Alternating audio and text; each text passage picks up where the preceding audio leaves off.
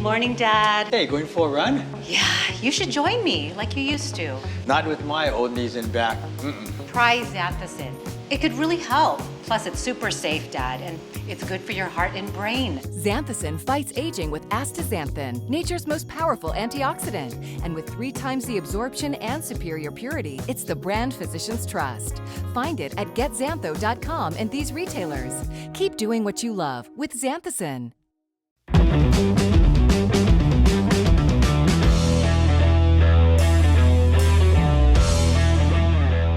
All right, episode 39. How's it going, everybody? It's Hawaii Football Now, presented by Xanthicin. Jordan Helly, Hunter Hughes, along with you for this end of May episode. We're already at the end of May, Hunter. This is crazy how fast time has flown. We are fully into the summer. Graduation is done. We're kind of getting some new faces involved in the football program. A lot of the mental work is taking place coming on the heels of spring practice. And we are excited to welcome another guest to the show a little later in the episode. It will be offensive coordinator, quarterbacks coach Ian Shoemaker, and a fun conversation with the three of us that we'll have for you in just a little bit once we get into the second half. A big mahalo to our other sponsors, Spectrum Mobile and Hawaii USA Federal Credit Union. As Hawaii's largest credit union, Hawaii USA Federal Credit Union is committed to serving individuals and businesses through its 14 branch locations statewide and convenient digital banking services. As a leader in providing support for the islands, Hawaii USA is committed to strengthening Hawaii's financial wellness and sharing successes with members, local businesses, and the greater community. Originally opened in 1936 as a credit union for educators, Hawaii USA has inspired a culture of giving that is rooted in education and has since expanded to other areas of community need that impact financial health, including healthcare, housing, and hunger. To learn more, please visit hawaiiusafcu.com. All right, we record this Wednesday, 7 a.m., as we typically do, kind of the day before. We release this on Thursdays. It's May 25th. For a little opening drive, we did want to remind you of a couple of things. One, you can catch us on Spotify and Apple Podcasts as well. We've gone big time. But we promise you, we won't get too big-headed here. But you can always catch us on the usual platforms as well, YouTube, Facebook, as well as the ESPN Honolulu website. One other reminder, tomorrow, not sure exactly if there'll still be space by then once the time this comes out, but did want to remind everybody of the kids camp being held at the University of Hawaii down at TC Ching on Friday, May 27th. So that'll be tomorrow, right, as you listen to this on Thursday. It's under the lights. It's really cool. It's from 5 to 7. Check-in is from 4 to 5. There's a $20 registration fee, open to any and all entrants from kindergarten through 8th grade, but it is capped at the first 200 participants. You can check out rainbowwarriorfootballcamp.com or .totalcamps.com for more information. You can get it on the UH website as usual as well. But football skills camp, opportunity to learn from the UH coaching staff and players as well. This is really cool and a nice way to one, give back, but also to connect with the community and, connect with the future generation of Rainbow Warrior fans. So again, just wanted to give a friendly reminder there. You can find all those details. They got links on the website and whatnot. If indeed, cross our fingers, maybe there still is space again. It's the awkward timing of recording this podcast and then putting it out a little bit later, as we're unsure exactly, what the guest list will be at that point. Yeah, I mean, am I too old to go to this thing, Jordan? I'd like to go and showcase my skills. Yeah, I think you could probably pass as an 8th grader. I think I could. I definitely could these days. Yeah. But yeah, if you guys have a kid out there that's interested in coming and at least getting to play on the field. I mean, it's pretty cool. I mean, it's no longer, this is our practice field and then we go over to Aloha Stadium. I mean, this is our home field right there. So if you got a kid, you're interested, jump out there, see if you could still squeeze in there. You have our encouragement to go check that out. Yeah, it's going to be fun. It's going to be a lot of fun. I believe Coach Shoemaker and a lot of the staff will be down there, as well as some of the players. So at the very least, a chance to get to know these guys up close and personal. All right, moving into the game time portion of our pod. Again, coming up later, it will be offensive coordinator Ian Shoemaker joining the program. He's a guy who is in his first year with the program, like most of the staff, especially on the offensive side of the football. He comes highly accomplished during his time at a number of different stops. He is a Washington State guy, grew up there in Western Washington, ended up playing his collegiate football over at Grinnell in the Midwest. He's had a bunch of stops at varying degrees of lower levels, right? He talks a little bit about this NAIA, Division III, Division II, FCS. So he has worked his way and clawed his way up the ladder after getting into coaching way back in the late 90s. But he has been the offensive coordinator at a number of different stops and at those different levels as well. He was also the head coach at Central Washington before taking the OC job at Eastern Washington. And really everywhere he has gone, his teams have put up some big numbers, big numbers. And you know, a guy who was, you know, leading the country in scoring a couple of years ago, has routinely finished in the top 5 in total point production. Before he left Eastern Washington in the 2021 season, they were averaging 48 points per game. So, you know, he's not a run and shoot guy necessarily. And we talk offense with him in our conversation. And quite honestly, we probably could have talked offense with him for hours. But he has molded, he has morphed depending on personnel, depending on location and whatnot. But his teams have put up points. And I think no matter which way you slice it, no matter what you want to call an offense, if you're putting up points, people will be happy. They haven't put up a single point yet at the University of Hawaii, and he's very aware of that fact. But we are hopeful that that prolific production can transfer now to the FBS level in the University of Hawaii. Yeah, I mean, just 30 seconds into our conversation with him, you understand, okay, this guy knows what he's talking about. For those listening at home that are fans of football IQ types of talks, I mean, this interview with Coach Shu is for you guys. And not just that, Jordan, I appreciated this guy's humility as a Howley guy from the mainland, not from here, not really with it necessarily, you know, in the way that he was, you know, raised up in the culture, but has a real adoptive and learner's first kind of a heart with taking on the job of being the OC at UH. I mean, what do you think about that?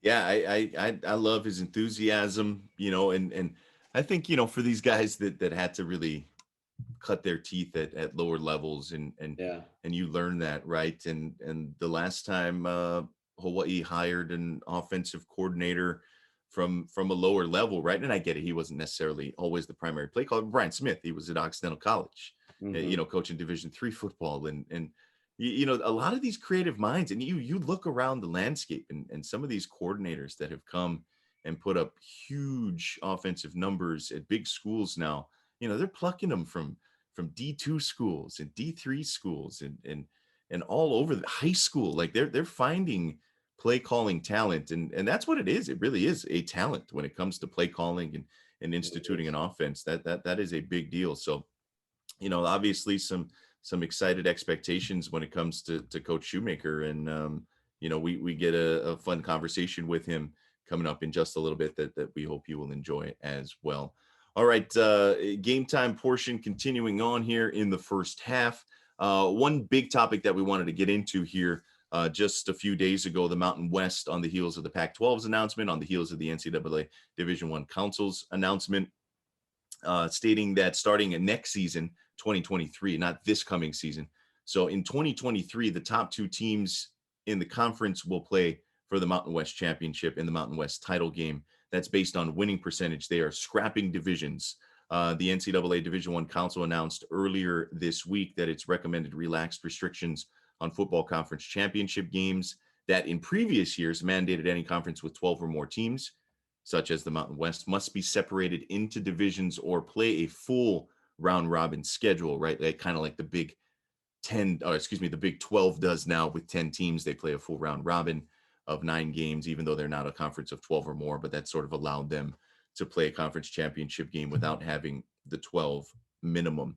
And so Craig Thompson, I think you've seen this from other conferences as well, basically saying, quote, our membership has been working on concepts since last summer as part of our strategic planning for the future of the Mountain West. A single division approach provides maximum flexibility to adapt the conference schedule as the landscape continues to evolve, while also allowing member institutions to play each other more frequently. Current setup, right? You play your division opponents, all 5 of those every single year, and then you rotate basically in 2-year cycles. So you play for Hawaii's sake, you play half of the Mountain Division teams. That's 3 of the 6. That gives you your 8 games. You play them for a 2-year window. So you play the home and home, right? This is the second year of that home and home window. And so the likes of Colorado State, the likes of Wyoming, in the mix, the likes of Utah State. And then starting in 2023, it would have flipped, right? It would have been Boise, Air Force, and New Mexico, right? Would have been the other from the Mountain Division. It was a clean, I think it was a fair schedule in that approach. Now, we're not sure what that's going to look like now, right? Do you maintain a lot of your divisional ties and mix it up a little bit? How that plays out. Now you've got to finish in the top 2, right? It's going to be unbalanced. We know that because there's no way you can play a full round robin of 12 teams. That's just not going to happen. So just kind of your initial thoughts, Hunter, on this news and what the approach the Mountain West is taking. Yeah, it's definitely interesting, especially since I have felt, Jordan, I might be completely wrong here, but at least in the last 2 to 3 years, the West is extremely stronger than the mountain side of the Mountain West. When you look at the different recruits that have come out, you look at the schedules, the people vying for the Mountain West Championship, that it's been a much tougher competition on our side of the division, I would say, than the mountain side. And so when you start to get into, okay, there's no more divisions, I don't know if you necessarily have the freedom to kind of pad or ease your schedule quite as much to try to become the next Cincinnati and squeak your way into the Final Four, which is obviously the Mountain West strategy, is to try to get a berth into that Final Four spot.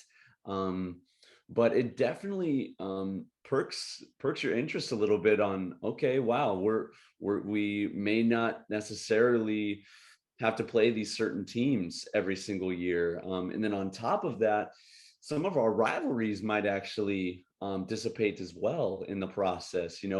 Obviously we have ours with Fresno, but then we have these kind of up and coming rivalries with schools like San Jose, San Diego, maybe a little bit with Nevada too, but not quite as much with the Wolfpack. But it definitely could change the landscape for what season ticket holders come to expect with a UH football season. Yeah, it's going to be different. There's no doubt about that. I kind of I'm a little apprehensive until we find out what the scheduling will look like from a couple of different reasons, right? The competitive standpoint, and you're right on the nose. I mean, the Mountain West release that they put out there explicitly states that part of the reason for the elimination of divisions is to put the league in the best position possible to earn one of the 4 college football playoff berths. We get that. They're chasing the prestige of that, but they're chasing the dollar bills of that as well. Like it is what it is, right? And even if they don't get into the playoff, getting into the New Year's Six, getting into one of those bowl games come with big paydays for the school, for the conference as well. And quite honestly, where that was sort of the Mountain West's, or at least member institutions of the Mountain West, were routinely the top group of 5 conference, if you will, right? Going back to the WAC days of Boise, and then them transitioning over to the Mountain West, schools like Hawaii, obviously in 2007. Like, I don't think it's unfair to say that the American has passed the Mountain West when it comes to those New Year's Six berths. I mean, just look at the most recent years, right? UCF and Memphis and Houston and now Cincinnati. Like they've been more successful at getting into that, right? And whereas the Mountain West, when TCU and Utah were in conference and they were getting into some of those New Year's Six bowl games, and obviously Boise as well, with a little more regularity, they're trying to get back to that. And the best way to do that is you got to be able to put the strongest resume out there for the committee, and that may come with finagling the schedule a little bit. And so I get it. I don't know if it will be more advantageous or disadvantageous for the University of Hawaii, though, because you kind of know your opponents. There's a little bit to that. There's the opportunity in some of the down years as well, right? Boise, Air Force, New Mexico, arguably a little tougher than Colorado State, Utah State, and Wyoming from And New time to time. It Mexico, depends right on the cycle, but at least you kind of know going in. I don't know how they're going to do this. Some of the other conferences, I think it was the ACC that has 13 teams, that sort of thrown out the idea of you're sort of in a 3-team grouping, and then the other 10 teams you rotate 5 one year, 5 the next year. I don't know if that works for Hawaii and the Mountain West, where maybe you're in a 4-team pod and you play the other 3 teams every year, and then you rotate, 5 games from the other 8 remaining teams or something. I don't know. And there has been mention of sort of preserving those rivalries because, yeah, I think for Hawaii, right, you're going to want to play UNLV every year. You're going to want to have a home and home with UNLV every other year, and a trip to Vegas, and Vegas coming out here, Fresno as well, San Jose, that burgeoning rivalry, right? Reno has always been sort of there. And that's why getting rid of some of these, geographic rivals, if you will, might be a little confusing. But then the other aspect of it, and we talk about dollars and cents, we all remember when Hawaii joined the conference, just like when all the other sports joined the Big West, there were travel subsidies involved. And so, look, I don't know if this is going to cost Hawaii more money, because at least this way, right? All right, direct flight from Vegas, not bad. Direct flight from the Bay Area for San Jose, not bad.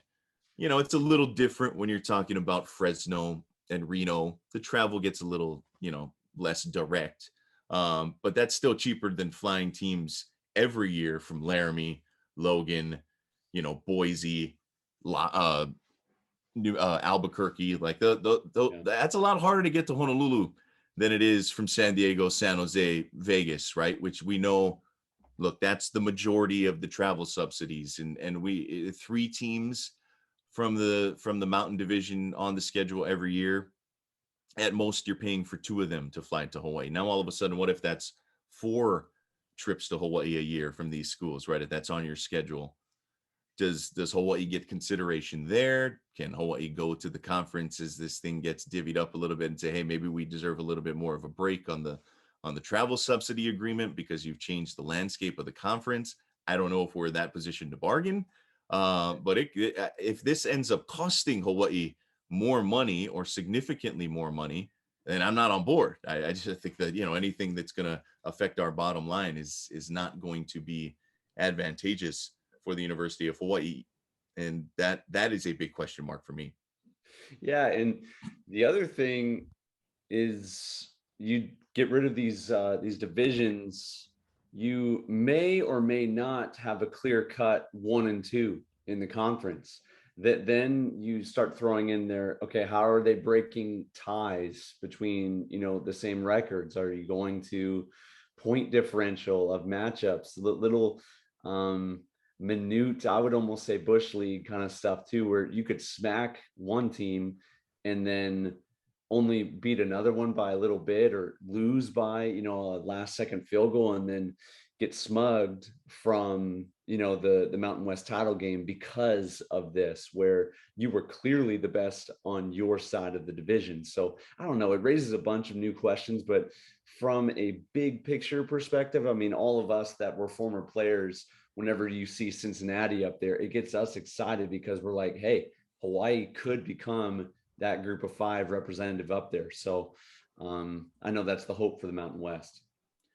That is the hope. And yeah, it gets complicated, right? How do you truly determine the 2 teams worthy? You no longer get like division championships or anything like that.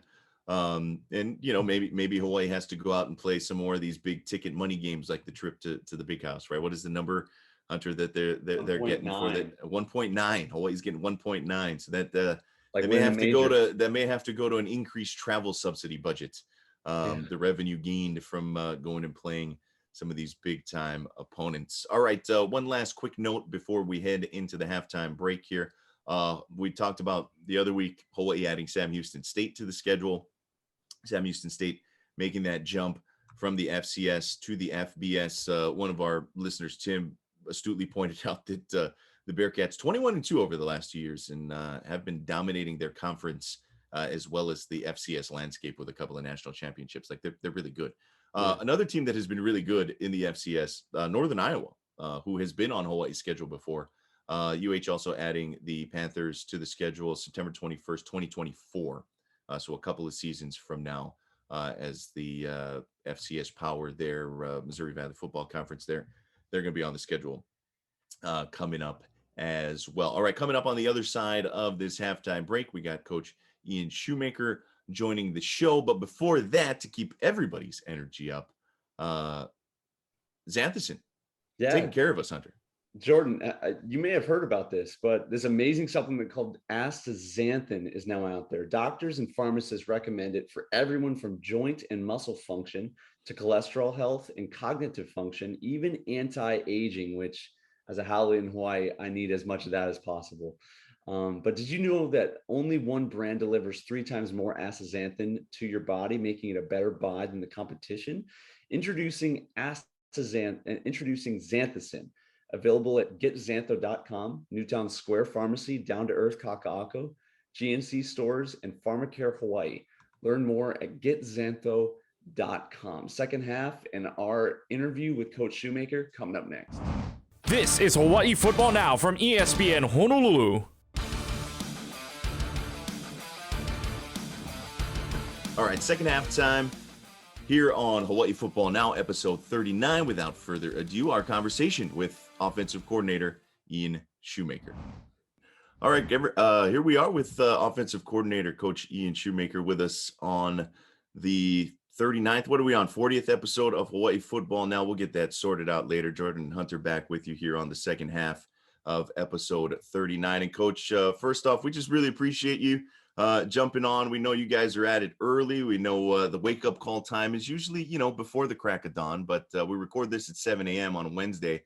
So it's not lost on us that you're taking a little time out of the valuable morning. So thanks a lot, man. No problem. Appreciate it. Yeah, episode 39. I mean, I guess I could have been 40, but 39 is good enough. Oh yeah. We wanted to get you in there before 40, before they kick us off the air. We're grateful to have you on here. Just kind of first off, how's it been? How's it been since you took the job and you've kind of gotten established a little bit here? It's been a few months. You've made it through spring practice and whatnot. Just kind of your general feeling on where things are at for you and the job itself. Well, no, everybody's been great. Obviously, Tim asking me to, jump on board and be part of this is, very exciting and special for me. And, now having been here and on the island for some time and meeting the people and things like that, it's just what he said it was going to be. You know what I mean? That we were going to get people to jump on board, that people were going to welcome us with open arms, that, as long as we do it the right way and love the kids and take care of the kids and obviously produce, you know what I mean? We got to show some product as well. But, everything has been that and more. You know what I mean? The people have been great. Finally got the family here, moved in now and starting to feel a little more settled from that aspect. Got off of Waikiki, and out and into a house and stuff. So, every night wasn't a vacation. You know what I mean? Here for the first few months, it felt like that. So, I'm starting to feel a little more settled, go home and, home cooked meal. And instead of, spending all my earnings on, dinners and stuff out in Waikiki. So. Yeah, without a doubt. Sorry, Coach, you're a Northwest guy. You spent a lot of your time up in Washington State coaching and growing up. I got to imagine, a little transition when it comes to the weather. Did you get to leave some of the warm clothes back home? It's, a little different climate than Eastern Washington. Yeah, no, I got much less in my closet for sure. As far as I looked in my drawers the other day, and I got about 2 of them half full. You know what I mean? Mostly shorts and swim trunks and stuff like that, and got a nice little locker here for all my Hawaii gear. So yeah, there's not much at the house right now as far as clothes and jackets and all that stuff. So no, we're excited. I think my wife has some ties to the island. Her father grew up over here, so she's been looking for this. I moved her to North Dakota and Minnesota and Ohio along the way. So this was a welcome change for sure. And definitely a step up from North Dakota, man. I hope. Oh, that's cool. No question. Coach, kind of bringing it back to football, just the few times that I've been down there at practice and seeing how you interact with the quarterbacks, you're as much of a teacher as you are a coach. And I was just curious, in the short time that you've been here, have you felt like the trust and the buy-in from the guys has been pretty good since you've gotten out here? Yeah, I think, obviously coming up the way I've come up, right? I've coached at, the NAI level, the Division III level. I was a Division III guy. I was nowhere near good enough to be, on this island and on this type of a team. So, teaching and developing players is kind of what you have to do at those levels. So that's just who I am once I get on the field and what I'm used to and how I communicate and talk to the guys and try to hopefully improve their game and add value to their game. So that's the main thing. I talk about it all the time. I don't get respect because of the title that I have. I gain respect through the interactions and getting those guys to trust me because I can help them, right? So, that's where I kind of live as far as the coaching aspect and the philosophy aspect is I have to earn that trust and that respect every day and provide, some type of value to, help them improve or, I'm just a placeholder, so, that is day-to-day ops, our morning meetings and our time on the field and things like that is to hopefully develop that. And those guys have been great. Every one of those kids in that room has jumped on board. Nobody's questioned a thing. Like I said, this is my first FBS job. So there was a little, concern of, what that buy-in was going to look like. But these kids have been awesome. Like I said, they're hungry for, more information, and they're hungry for more, interaction. They're hungry to just keep, adding, hopefully levels and levels of teaching as we go. So it's just great. I've been very fortunate for the room that I have and look forward with Joey Yellen adding from the transfer portal that, he'll be a similar kid and has really jumped in with both feet so far as meetings and stuff like that. So we'll see what it looks like going forward. Man, that's awesome, Coach. Spring ball is usually one of the heaviest, this is more for our listeners at home than it is for you, but it's one of the heaviest install periods of the entire year. And with that comes throwing a lot on guys in a really short amount of time. How do you feel like they've responded to that so far? Well, we have the day 4, day 5 of the install lull. We know that it's coming. Yeah. It always happens. It doesn't matter where I've been, what level it's been, is once you install, the first 2 days are pretty simple. They get an idea. You're running pretty base things. There's not a lot of adjustments or not a lot of formations or motions and ads and personnel groups and things like that. So, once we, get through those first 2 days, everybody's feeling pretty good. Like, oh, wow, this is going to be easy. And then you go into day 4 and day 5 and you start adding and stacking those installations even higher and adding more things to the list. And now they're like, oh, wow, everything's available, right? Every call's available. Every motion's available. I can make adjustments and tags to different things. And now they're starting to see like, oh, wow. Now I'm missing things that were day 1 install and making mistakes on the things that we didn't make mistakes on earlier. And, it's just one of those deals that, it normally comes. Now, the part about spring is that you only have those 15 days and 3 of those days are scrimmages. So you're not really getting time to install or really do any heavy practice or install on those scrimmage days.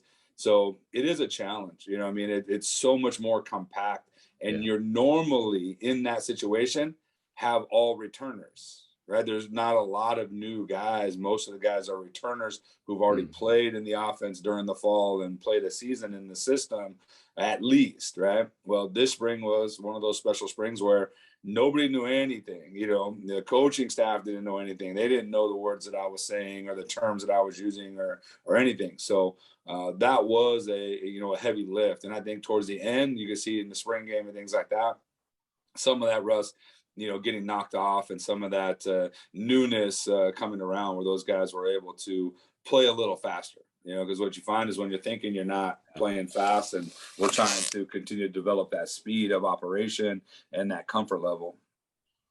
Yeah, at the very least, it was a blank canvas for everybody to kind of get to work on, right? And so, Yep. what is the process kind of transition into now? You mentioned the importance of, hey, getting everybody up to speed, kind of getting everybody on the same page. I got to imagine now the summer and some of these voluntary meetings, some of these mandatory stuff, once we get closer to the fall and whatnot, take on some added importance. But what's kind of the next step in this offensive installation, if you will?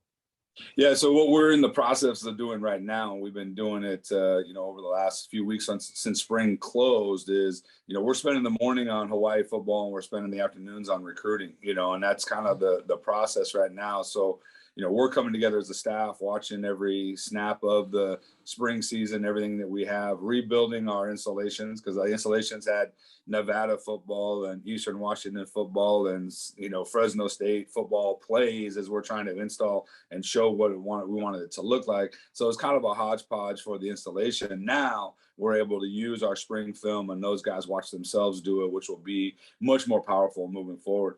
But cleaning from that standpoint in the morning as a coaching staff, watching all of that, cleaning the installations, prepping our breakdown for the teams that we have to start next season. We're trying to break down the first four games, first four teams that we play. Hard part is that we got 3 new DCs in the first 3 games, so we're chasing ghosts right now, trying to figure out what the system's going to look like.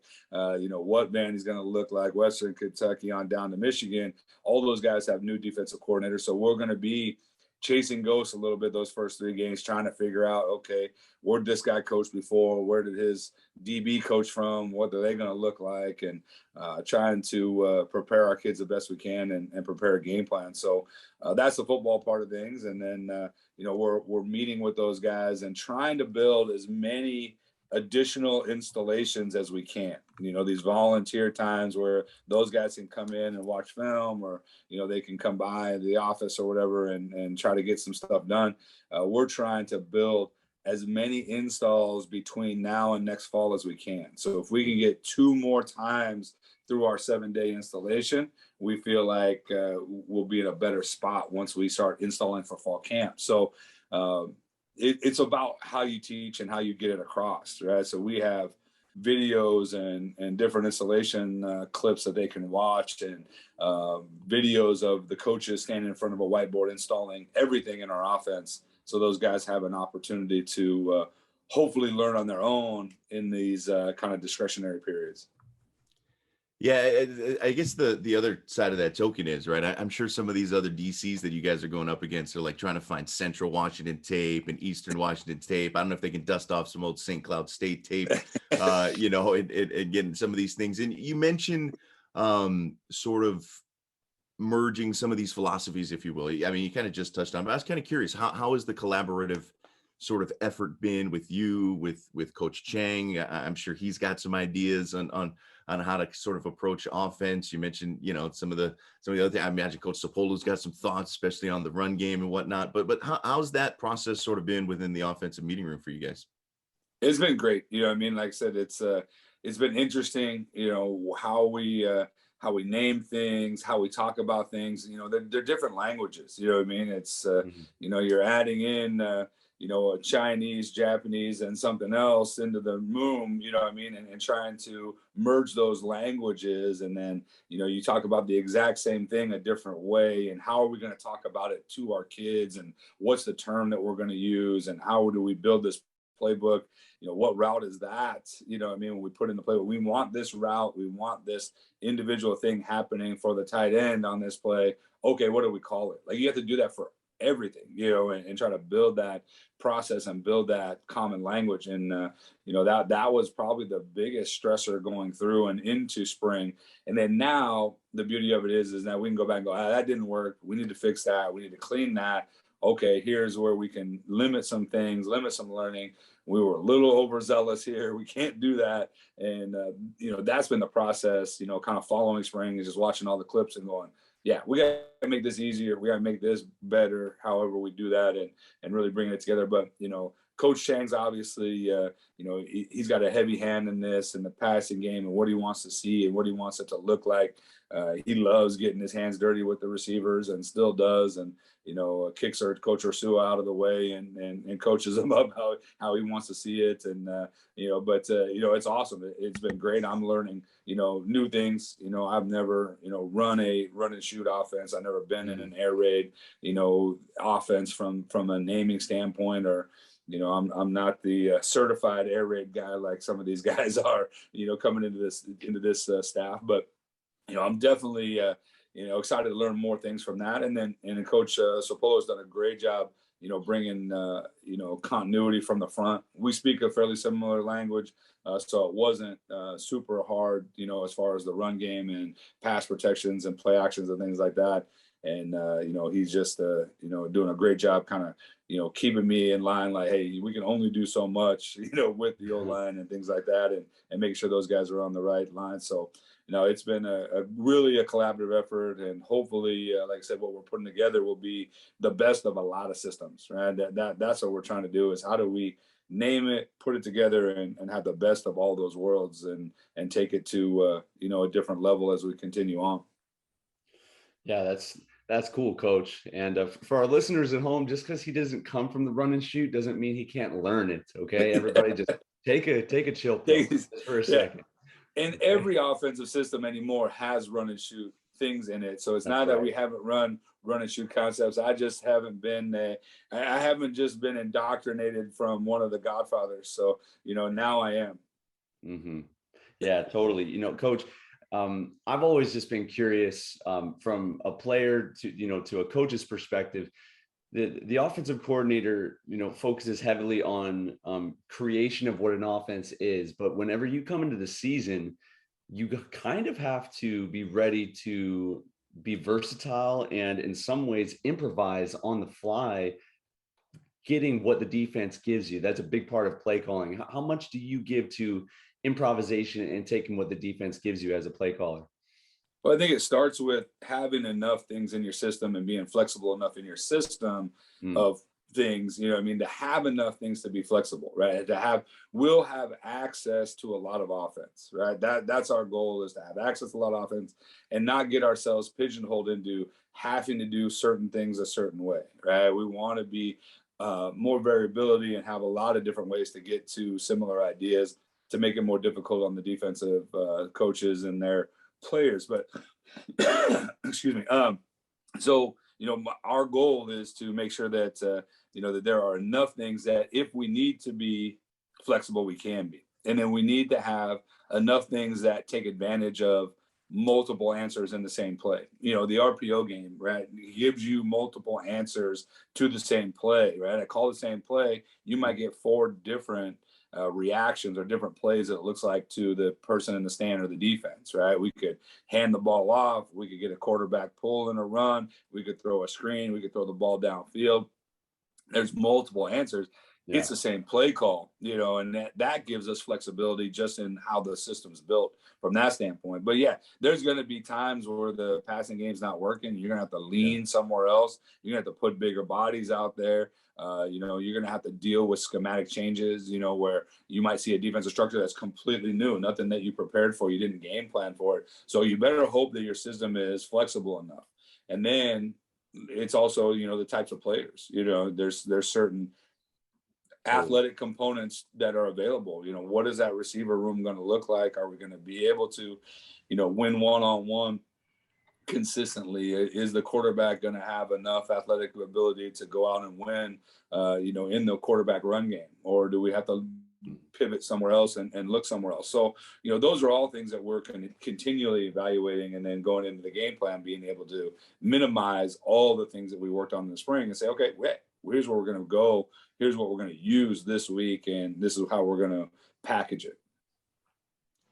And I got to imagine, Coach, right? Because you look at the numbers that your offenses have put up at previous stops, and they're pretty eye-opening. 48 points a game the other year at Eastern Washington, routinely top 5 in the country in scoring, depending on the level. But you mentioned sort of having to kind of cut your teeth at these lower level schools and doing a lot of teaching, right? And so I got to imagine, you know, the level of athlete that you get at those schools, you're often a little more, you know, you're a little more handcuffed on just, hey, who's coming to the school, right? Especially you get to Division III and whatnot. Like it's not that you can't recruit always to fit what you want. It's just kind of, hey, these are the guys that end up at this institution. And so I got to imagine that's maybe molded a little bit of how you approach things offensively. Yeah, there's no doubt, and the way the system has been built and the way that we've put things together is always about equal talent, equal coaching. Am I giving our guys a chance, right? Because a lot of places I was at, we didn't have the best facilities, we didn't have the most amount of scholarships, we didn't have access to the easiest academic entrance requirements, whatever those things might have been. There was always who felt like you were always kind of behind some of the other big dogs in the conference. I mean, it doesn't matter if I'm at Baldwin Wallace and Mount Union's in the conference, or I'm at Kenyon College and Wittenberg is the big dog on the corner and things like that. So we always built this thing around putting our kids in the best possible position and giving them hopefully the best advantage from a game plan and system standpoint, right? And I think that's going to translate here. I think that's going to translate here because we still have our limitations. We're still out here on an island in the middle of the ocean trying to find enough athletes to, build out these 85 scholarships and give us the best opportunity to go win in Ann Arbor. That is going to be, one of those perfect tests of, are we putting these guys in the best possible situation to be successful? Are we building the most schematic advantage that we can while still letting them play fast and free? So, that is hopefully a positive, as we look at it, just a way I've had to deal with or look at football, coming through the last 25 years and go, okay, that's going to give us a positive advantage here too, as we go. Yet to be seen, but that is definitely the goal. No, I think we're excited to see what that morphs into, what that evolves into come the fall. Obviously, it's a crowded quarterback room. It's an open competition, and in no way do we expect you to kind of break the news as to who the guy is or anything like that. But I'm just kind of curious, through your years of coaching, like what are some of the check marks, or what are the qualities, traits that you'll be looking for in terms of, finally sort of narrowing in on one guy for the quarterback job? Well, I think first and foremost, a guy that can grasp the level of offense that we're going to put in. This is, as Hawaii football goes, right? As a Hawaii quarterback goes, Hawaii football goes. And we know that.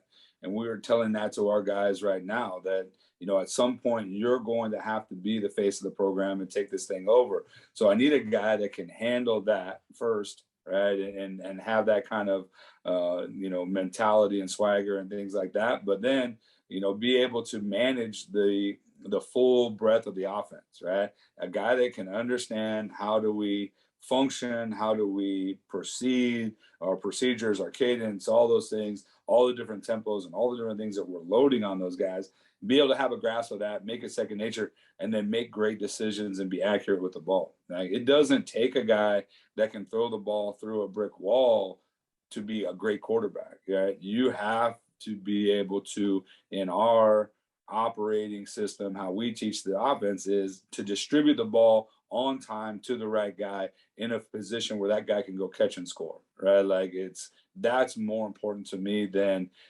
standing on the top of a drop and trying to throw it through three defenders and sneak it in somewhere. That's great, and I'll take them, right? But I'm also going to try to teach them how to, make that decision faster and not have to throw it into those heavily guarded windows all the time.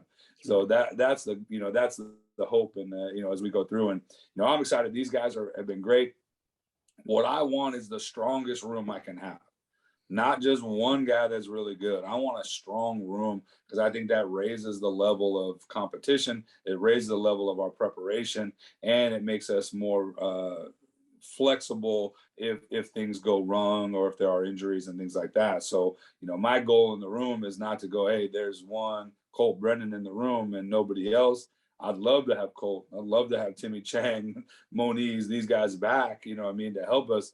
But, you know, I'd like to have 3 of those guys in the room or 4 that can help us and go, hey, you know what? Our competition every day in the meeting room to on the field is raising our level of play, you know, of whoever's out there. So that's what's exciting to me as I look at the room. As you know, we had 7 going in the spring.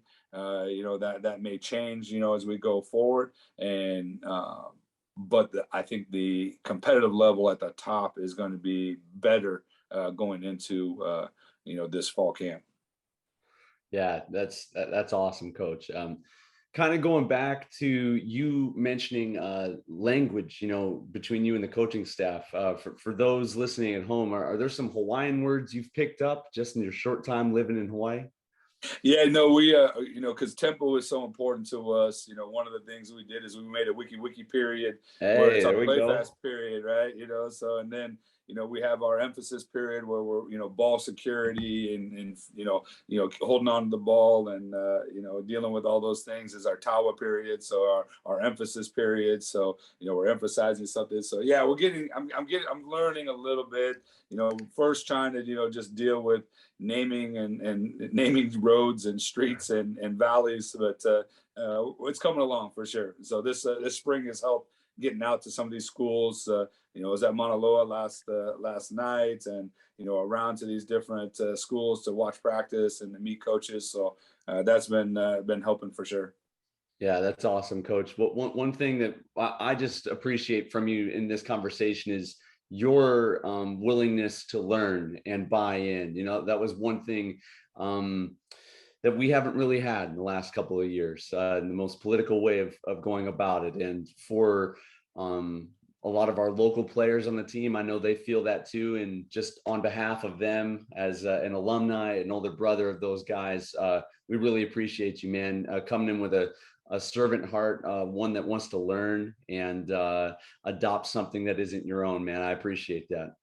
Yeah, no, we've been very fortunate, and like I said, we've you know the kids have been great, and adding to that, you know, we just did a 2-hour Hawaiian history class with one of the professors on campus, and had the whole football staff in there learning. I had my daughter in there, you know, and you know we've spent you know of this time since the family's been here, we've already been you know up on our Bishop Museum. You know, we got our membership to the Bishop Museum, so we've already spent a couple of days there with the kids, and you know it's exciting. You know, with my kids having some of that you know Hawaiian heritage, it's important to us. You know, we sent Kai, my oldest son, here for his explore opportunity with, you know, Kamehameha last summer before we even knew this was going to happen. He had already spent a week over here doing the Kamehameha deal, and he loved it. And, you know, we're leaning in. There's no doubt about it. It's important to me. I'm not saying I'm an expert or I know anything yet, but we're definitely leaning into that.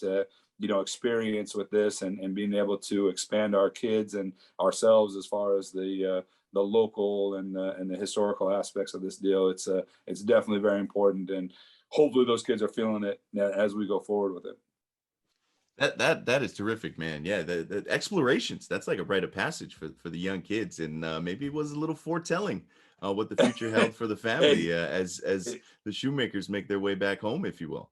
Yes, you know, like I said, I got two Chang bosses, right? My wife's last name is Chang too, so I got a boss at home and a boss at work, both named Chang. So there you go. There you go. Hey, Coach, we really appreciate the time. We won't keep you any longer. We know you're probably rolling right into a meeting right after this, so much appreciated. I'm sure we'll catch up again before the season starts, and thank you again. Hey, no problem, guys. I appreciate what you do, and you know, keep blasting us out there, man. We want to make sure people know about what's happening and how excited we are for the fall coming up. And if you guys need anything, let us know. We'll get some prettier faces on here if need be, but we'll help you guys out wherever we can. No problem. No problem. Thanks, Coach. We really appreciate it.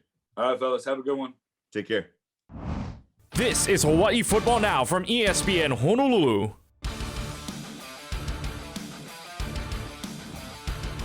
All right, a big mahalo to Coach Shoemaker, offense coordinator, quarterbacks coach for the University of Hawaii. Fun conversation, as you can tell.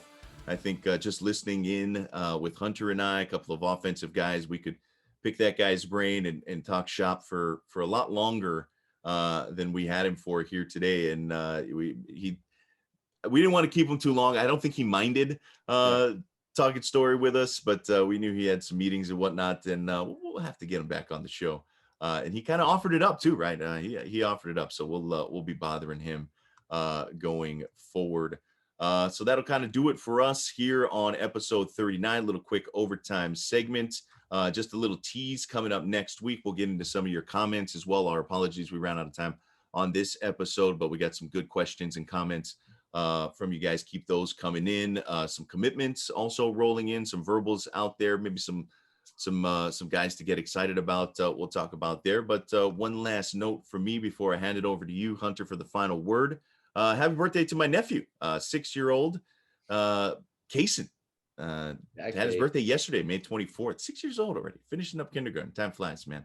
But Hunter, any last words from you before we head out? Man, I got to drop some golf in there. An unbelievable showcase from Justin Thomas in the PGA Championship.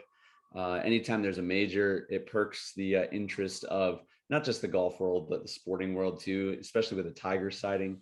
But JT coming from behind, 7 back to start the day. Obviously, the lead came back to him too, but unbelievable resilience and resolve, and making some big time putts coming down the stretch there.